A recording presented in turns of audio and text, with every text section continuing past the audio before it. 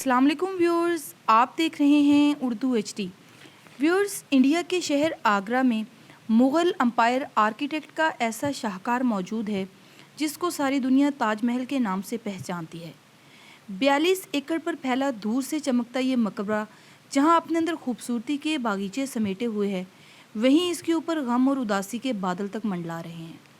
Viewers, लगभग 400 साल पहले बनाई जाने वाली ये खूबसूरत बिल्डिंग जहां अपने दौर की सबसे शानदार बिल्डिंग हुआ करती थी, वहीं आज इसको दुनिया का 7वां अजूबा भी माना जाता है।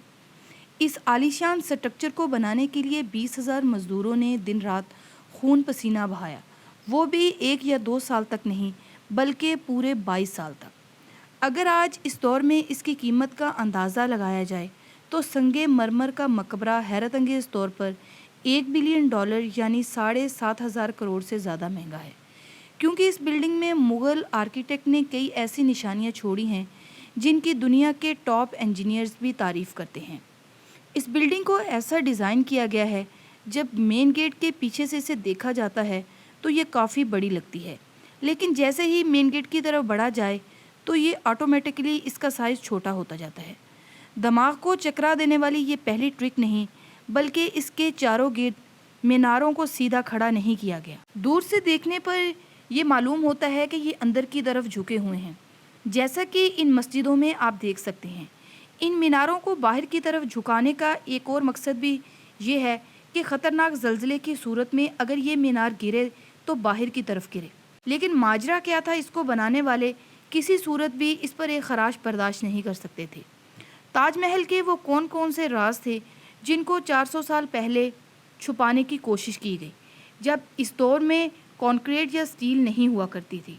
तो अगर इस आलीशान मकबरे को इस पर मौजूद 140 मीटर ऊंचे डूम कैसे बनाए गए, ये सब और इससे भी ज़्यादा जान सकेंगे आप इस वीडियो में, हमारे साथ रहिएगा। व्यूअर्स, 1601 में जब भारत और पाकिस्तान के इस खित्ते में मुग़ल एम्पायर का होल्ड हुआ करता था, इस दिन मुग़ल शहंशाह का सबसे छोटा बेटा शहाबुद्दीन मोहम्मद खुर्रम 15 साल का हो चुका था।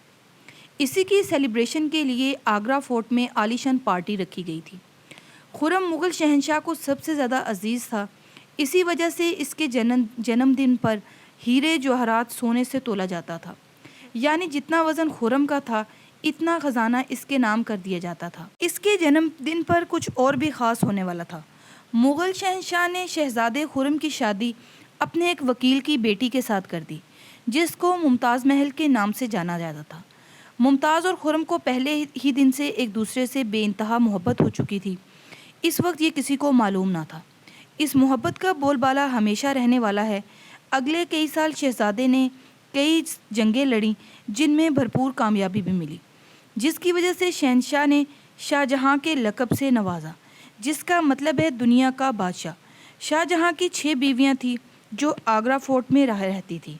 इन 6 में से शाहजहाँ सबसे ज़्यादा मोहब्बत मुमताज़ से करते थे, और यही वजह थी कि इनका ज़्यादातर वक्त मुमताज़ के साथ गुजरा था।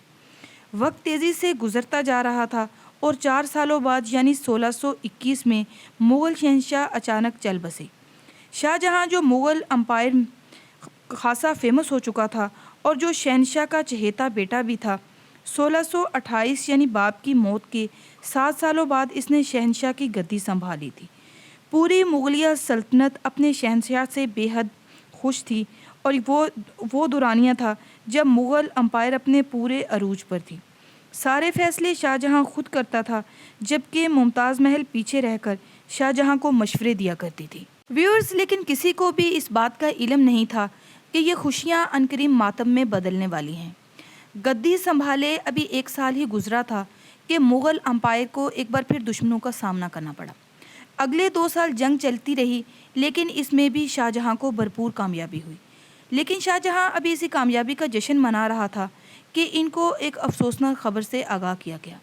मुमताज़ महल, जो शाहजहाँ के चौथे बच्चे को जन्म दे रही थी, उसकी हालत बिगड़ गई, और 1631 17 जून को वो ना चाहते हुए भी इस दुनिया से चल बसी। पूरी मुग़लिया सल्तनत का जश्न देखते ही देखते मातम में बदल गया। ये खबर जो शाहजहाँ पर आग बनकर टूटी थी, इसने तो इसकी ज़िंदगी ख़त्म ही कर डाली थी। इस गम की परछाई ने शाहजहाँ को काले अंधेरों में धकेल डाला था। 8 دنوں تک انہوں نے نہ کچھ کھایا اور اگلے 2 سال تک نہ کوئی موسیقی سنی اور نہ ہی کوئی پرفیوم لگایا۔ ممتاز محل نے مرنے سے پہلے ایک آخری خواہش کی تھی کہ وہ چاہتی تھی کہ ان کی قبر دنیا کے سب سے خوبصورت مقبرے میں بنائی جائے۔ اس ٹاسک کو ممتاز محل کی آخری خواہش کو پورا کرنے کے لیے شاہ جہاں نے اپنی پوری دولت اور زندگی وقف کرنے کا ارادہ کر دیا۔ ممتاز کے گزرنے کے 6 ماہ بعد یعنی 1632 میں تاج محل کی کنسٹرکشن کا کام شروع کر دیا گیا۔ ویورز، تقریباً 20,000 سے بھی زیادہ مزدور، پتھر تراش اور کاریگروں کو پوری سلطنت سے اکٹھا کیا گیا۔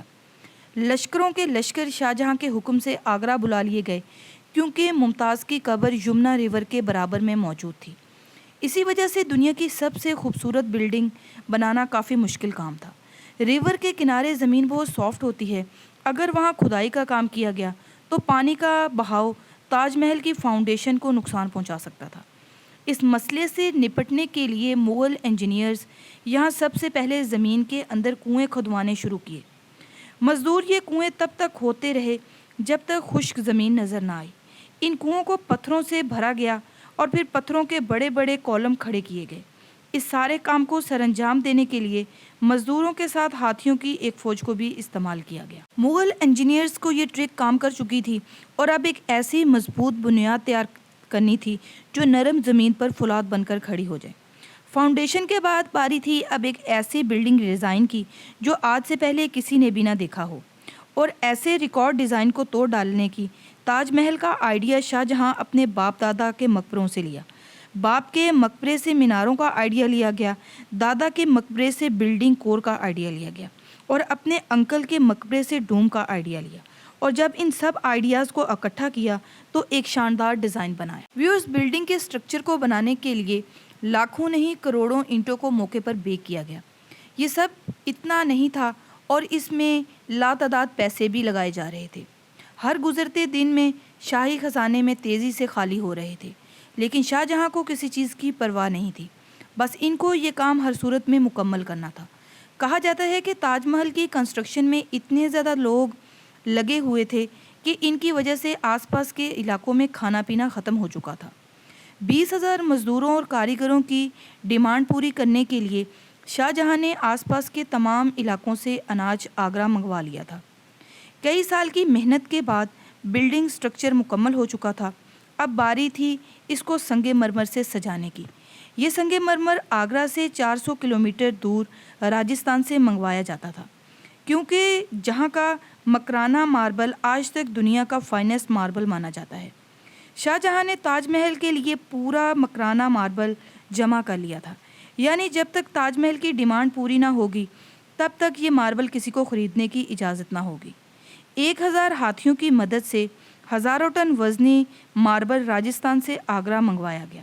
تاج محل کا یہ خوبصورت ڈوم اتنا بڑا ہے کہ اس کا اندازہ آنکھوں سے دیکھ کر لگایا جا سکتا ہے۔ آج کل اس طرح کے ڈوم بڑی آسانی سے اسٹیل سٹرکچر پر بنائے جا سکتے ہیں، لیکن 400 سال پہلے 40 میٹر اونچے ڈوم کو بنانے میں ان کے پاس صرف پتھروں کا ہی سہارا تھا۔ اس ڈوم بنانے میں انجینئرز نے جو اسٹریس کیلکولیشن کی تھی، آج بھی انجینئرز بہت تعریف کرتے ہیں۔ تاج محل فنشنگ کے لیے پٹرا ڈورا یا پرچن کاری سے ڈیکوریٹ کیا جا رہا تھا۔ پٹرا ڈیورا ایک ایسی کلاکاری کو کہا جاتا ہے جس میں قیمتی پتھروں کو ماربل کے اندر تراش کر لگایا جاتا ہے۔ ماربل کو بڑی مہارت اور باریکی سے قیمتی پتھر کے حساب سے تراشا جاتا ہے اور پھر پتھر کو گلیو کے ذریعے چپکایا جاتا ہے۔ تاج محل پر استعمال ہونے والے گلیو کوئی عام گلیو نہیں ہے۔ کافی ریسرچ اور لیبارٹری ٹیسٹ کے بعد یہ معلوم ہوا کہ یہ گلیو شیرہ، لیمن جوس، سنگ مرمر پاؤڈر کو ملا کر بنایا گیا۔ وہی سیم گلیو آج بھی تاج محل کے لیے استعمال کی جاتی ہے۔ تاج محل کی خاص باتوں میں سے ایک بات یہ بھی ہے کہ دن میں 4 مرتبہ یہ رنگ بدلتا ہے۔ سورج نکلنے سے پہلے یہ بالکل بلیک شیڈ دیتا ہے، سورج نکلنے کے بعد لائٹ یلو اور پنک شیڈ دیتا ہے، جبکہ دوپہر کے وقت تاج محل کی خوبصورتی کا نیا رخ دیکھنے کو ملتا ہے۔ نیلے آسمان پر جیسے موتی چمک رہے ہوں اور سن سیٹ کے وقت یہ پوری بلڈنگ گولڈن رنگ کی ہو جاتی ہے۔ پورے 22 سالوں کے بعد سن 1654 میں تاج محل کی کنسٹرکشن کا کام مکمل کر لیا گیا۔ شاہ جہاں اپنی بیوی کی یاد میں دنیا کا سب سے خوبصورت مقبرہ بنانے میں کامیاب ہو گیا۔ شاہجہاں نے اس مقبرے کا نام اپنی پسندیدہ بیوی کی یاد میں رکھا۔ ممتاز محل سے اس کا نام تاج محل رکھا۔ ہر سال تاج محل ممتاز کی برسی پر جمنا ندی کے ذریعے تاج محل پر جایا کرتا تھا۔ یہ تاج محل کی ایسی انٹرنس تھی جس کو صرف شاہی خاندان کے لوگ ہی استعمال کر سکتے تھے۔ اس انٹرنس کی دیواروں پر دلکش نقاشی کا کام کیا گیا تھا جو شاید شاہی آنکھوں کے دیکھنے کے لیے ہی کیا گیا تھا۔ شاہجہاں کا یہ بڑا پروجیکٹ مکمل ہو چکا تھا، لیکن اس نے جو مغلیہ سلطنت کو تباہی کے کنارے پر لا کھڑا کیا۔ 4 سالوں کے بعد 1656 شاہجہاں اور ممتاز کے اپنے ہی بیٹے نے شاہی تخت الٹ دیا اور سلطنت کا بادشاہ بن گیا۔ شاہجہاں جو پچھلے 30 سالوں سے اس تخت پر راج کر رہے تھے، اس کو قیدی بنا کر آگرہ فورٹ میں ہی بند کر دیا گیا۔ صرف ایک سہولت ایسی تھی جو شاہجہاں کو دی گئی تھی، وہ یہ تھی کہ جس کمرے میں اس کو بند کیا گیا تھا، اس کی کھڑکی سے وہ تاج محل کو دیکھ سکتا تھا۔ 8 سال کی قید میں رہنے کے بعد 74 سال کی عمر میں شاہجہاں اس دنیا سے چل بسے۔ شاہجہاں کا اب ممتاز محل سے دوبارہ ملنے کا وقت آ چکا تھا۔ ان کو تاج محل میں ہی دفن کیا گیا۔ ویورز، آج کی ویڈیو بس یہیں تک تھی۔ امید ہے آپ کو ہماری آج کی ویڈیو پسند آئی ہوگی۔ ویڈیو کو لائک اور شیئر کریں اور چینل کو سبسکرائب کریں۔ اپنی رائے کا اظہار کامنٹ سیکشن میں کرتے رہیں۔ Thank you for watching this video. اللہ حافظ۔